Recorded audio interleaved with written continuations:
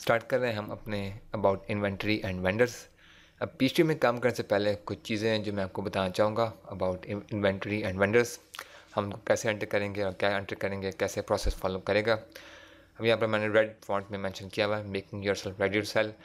इस स्टेप पे हम लोग अपनी कंपनी को रेडी कर रहे हैं सेलिंग के लिए। तो सबसे पहली चीज़, एंटर इन्फॉर्मेशन अबाउट वेंडर्स।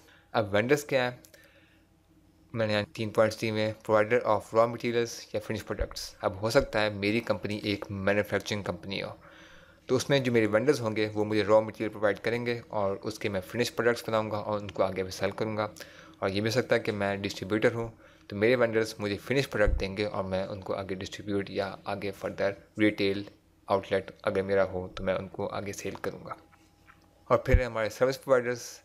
अब हो सकता है कि मैं अपनी कंपनी में कुछ सर्विस प्रोवाइड करता हूँ, तो मेरे जो वेंडर्स होंगे वो शायद मुझे कोई सर्विस प्रोवाइड करते हों, तो मेरे वेंडर्स ये भी हो सकते हैं कि जो कि कुछ सर्विसेज प्रोवाइड करते हों। और फिर यूटिलिटी कंपनीज, जितने हमारे बिजली के बिल या गैस का बिल या टेलीफोन का बिल, ये सारी यूटिलिटी कंपनीज में आते हैं, तो वो भी हमारे वेंडर्स ही क्लासीफाई होते हैं। तो सबसे पहले हम अपनी पीएचडी में जो इन्फॉर्मेशन एंटर करेंगे वो करेंगे अबाउट वेंडर्स, और फिर हम आगे उनसे देखेंगे कि हम उनसे क्या क्या चीज़ लेते हैं। नेक्स्ट थिंग हमारी आती है वो है enter services and products. Bracket में मैंने मेंशन किया हुआ है आइटम्स। अब आइटम्स कलेक्टिवली वो प्रोडक्ट्स भी हो सकते हैं, फिजिकल गुड्स, या वो सर्विसेज भी हो सकती हैं। अब ये वो चीज़ें हैं जो कि मेरी कंपनी आगे सेल कर रही है या फिर उसमें डील करती है। हो सकता है मेरी कंपनी एक फुली सर्विस कंपनी हो और उसमें कोई फिजिकल प्रोडक्ट ना हो सकता है वो खाली प्रोडक्ट ही बेचते हों, सर्विस ना देते हों, और हो सकता है वो कॉम्बिनेशन ऑफ बोथ हो। तो हम क्या करेंगे कि हमारे जितने प्रोडक्ट्स हैं या हमारी जितनी सर्विसेज हैं, कलेक्टिवली आइटम्स, हम उनको एंटर करना शुरू करेंगे पीछे के डेटाबेस में। और उसके बाद फिर हम देखेंगे कि हम उन प्रोडक्ट्स को या उन आइटम्स को कैसे ऑर्डर करेंगे, और फिर हम अपना परचेज ऑर्डर बनाएंगे, और फिर इवेंचुअली हमें उस परचेज ऑर्डर पे इन्वेंट्री रिसीव होगी, और फिर हम उसको अपने परचेज ऑर्डर के अंगेंस्ट अपनी इन्वेंट्री को अपनी पीएचडी में एडजस्ट करेंगे कि कितनी इन्वेंट्री आ गई है और कितनी है। और फिर मेकिंग एडजस्टमेंट टू आइटम्स, इसका मतलब कि हो सकता है मेरे पास ऑलरेडी स्टॉक में इन्वेंट्री हो, तो मैं अपनी न्यू इन्वेंट्री को ऐड करके उसको एडजस्ट करूँगा। नेक्स्ट देख लेते हैं, वो है इन्वेंट्री। अब स्टेप्स इन इन्वेंट्री सेटअप। जब हम अपनी इन्वेंट्री को सेटअप करेंगे तो उसके क्या स्टेप्स होंगे। पहली चीज़, setup inventory accounts in chart of accounts. अब हो सकता है डिपेंडिंग ऑन कि मेरी इन्वेंट्री किस टाइप की है, मुझे उनके अकाउंट्स बनाने पड़ेंगे चार्ट ऑफ अकाउंट्स में, अगर ऑलरेडी मेरे पास वो अकाउंट्स ना हो। जब हमने अपने कंपनी फाइल विजिट लाया था तो उसमें हमने अपनी मोस्ट मैचिंग कंपनी जो हमारे बिज़नेस को मैच करती थी उसको सेलेक्ट किया था। तो पॉसिबिलिटी है कि उसमें जितने भी इन्वेंट्री रिलेटेड अकाउंट्स हैं वो ऑलरेडी आगे हों।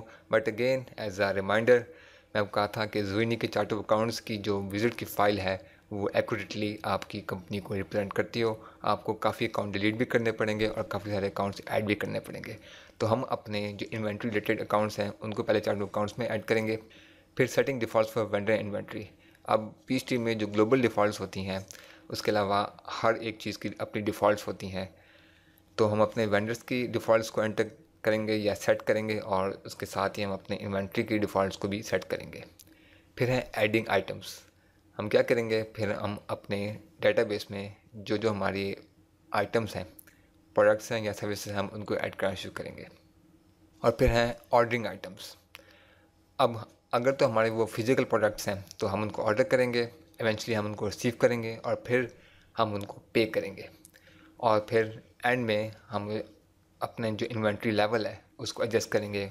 अगेन हो सकता है कि हमारे पास ऑलरेडी कुछ स्टॉक में इन्वेंट्री हो। अब अगर तो मेरी सर्विस इंडस्ट्री है जो कि फ़िज़िकल प्रोडक्ट्स में नहीं डील करती, तो फर्स्ट 3 स्टेप्स ही इनफ होंगे, क्योंकि हम सर्विसेज को ऑर्डर नहीं करते और रिसीव नहीं करते। नेक्स्ट थिंग देख लेते हैं, इन्वेंट्री अकाउंट्स। अब चार्ट ऑफ अकाउंट्स में जो इन्वेंट्री रिलेटेड अकाउंट्स होते हैं उनको हम as a current asset treat करते हैं, क्योंकि at the end of the year आप एक्सपेक्ट करते हैं कि आपके पास जितना स्टॉक है आप उसको कन्वर्ट कर देंगे कैश में। आप ज़ाहिर है आप स्टॉक लेते हैं, आप जो इन्वेंट्री लेते हैं आप उसको हमेशा नहीं रखते अनलेस कि वो फिक्स एसेट ना हो।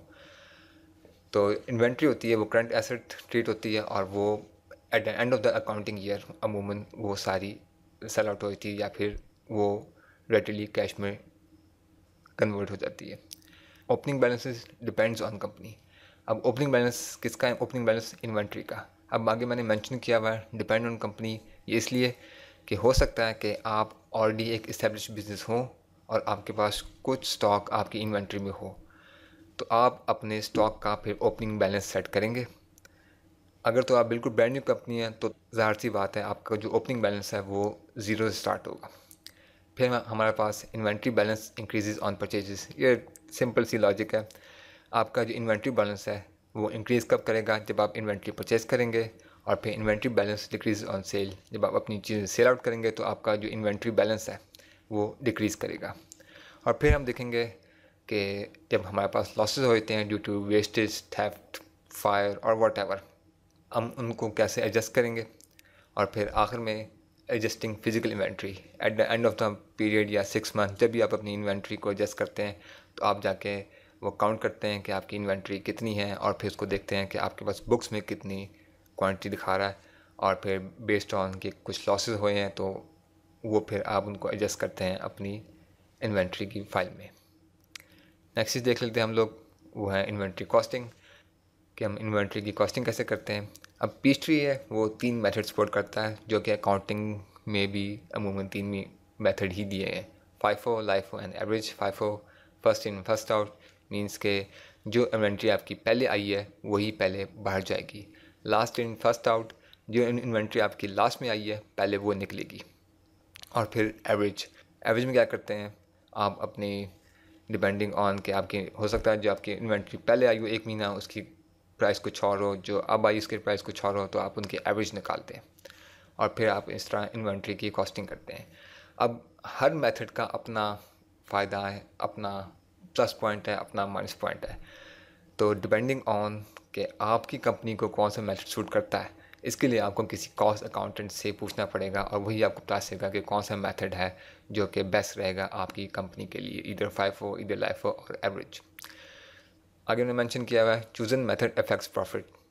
अब डिपेंडिंग ऑन कि आपने कौन सा मेथड चूज़ किया, आपने फाइफो चूज़ किया, आपने लाइफो चूज़ किया या आपने एवरेज चूज़ किया, वो आपके जो ग्रॉस प्रॉफिट्स हैं उनको अफेक्ट करेगा।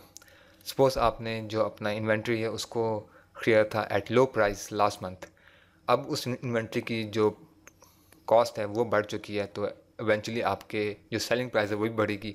सपोज़ अगर आपके स्टॉक में वो आइटम्स पड़े हुए हैं या वो इन्वेंट्री पड़ी हुई है जो आपने पहले लो प्राइस पे खरीदी थी, बट अब चूँकि उसकी कॉस्ट बढ़ चुकी है तो इवेंचुअली आप उसको न्यू कॉस्ट में बेचेंगे, तो आपके ग्रॉस प्रॉफिट्स हैं वो कंपैरेटिवली ज़्यादा होंगे।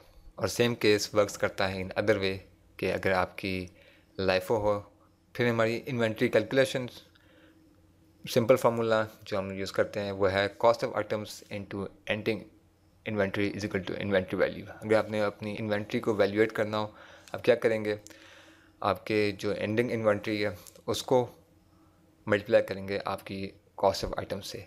अब यहाँ पर थोड़ी सी कॉम्प्लिकेशन इस तरह आ सकती है। अब एवरेज के मामले में तो समझ आती है कि आपकी एक एवरेज कॉस्ट है, आप उसको अपनी एंडिंग इन्वेंट्री से मल्टीप्लाई करेंगे तो आपकी जो इन्वेंट्री वैल्यू है eight the end of the period वो निकल आएगी।